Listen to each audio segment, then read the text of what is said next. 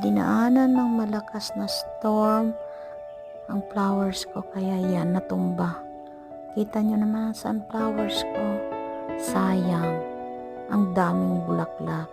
Sa isang puno, alam nyo, mahigit 300. Kaya yan, natumba. Pilit kong binabangon, pero now, natumba uli. Sayang naman. Baka pipitasin ko na lang itong bulaklak niya at ilagay sa flower vase. Buti pa. Kita niyo naman, dami kong bulaklak. Dito sa North Dakota, sari-saring bulaklak na ang gaganda. Yan, makikita niyo sa paligid. Mabuti pa yung short na mga flowers, hindi matutumba ng bagyo. Kaya yan.